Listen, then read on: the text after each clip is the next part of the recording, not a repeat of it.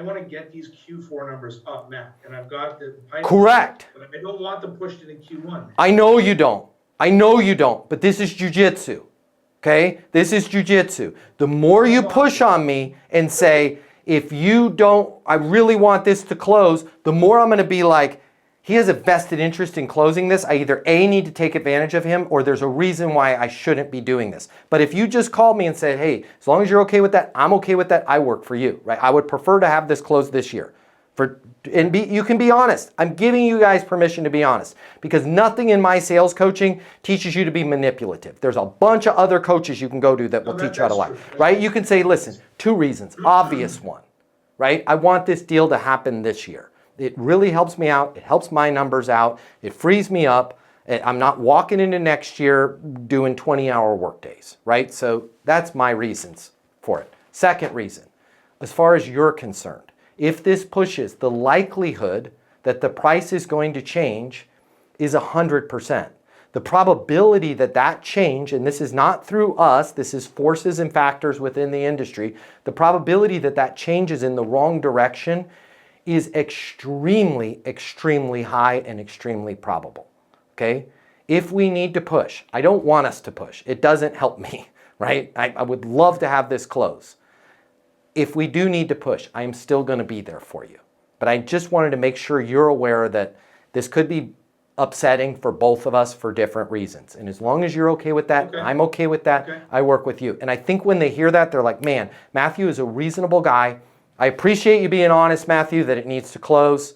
You know what? If you can throw in this, we'll make it happen. Now make sure that you're not throwing anything in. Hey, that's a reasonable request. Here's what I'd like to do. I will cover the cost of that.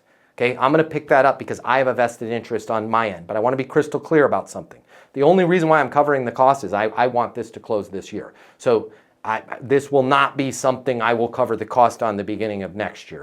Again, I just want to be transparent here. As long as you're okay with that, I'm okay with that. I'll pick up the XYZ and the ABC if we can get this deal done by, done by next Friday. But again, it's their idea. But again, when it's their idea, I'm not going, great, let's do it. I'm having the courage to go, Chuck, I want to make sure I'm crystal clear on something. We don't discount.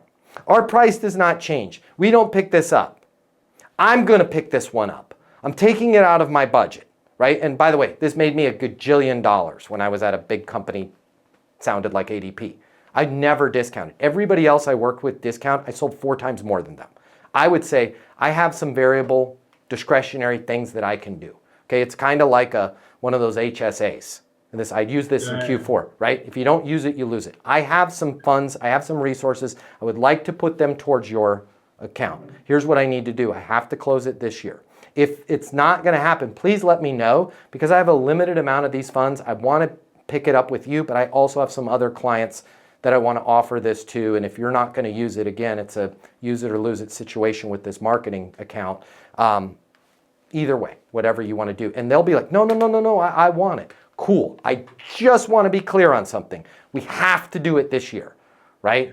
Yep, let's do it. And then you're in a better position. So on all of that, yeah, you're putting skill, and I know it's like, God, I don't want to say because I'm not okay with it, but you have to be that way. Like it goes back to dating. Like when I met my wife, I still look at my wife and I'm like, gah, I feel like a dork because she's so pretty and I'm so ugly. But if I was like, gah, I had to play it freaking cool, right? Or she would have never had lunch with me. We have to play it cool. Now we have to play it cool with every single person and let the chips fall where they will. And I think you'll find they'll do a lot better.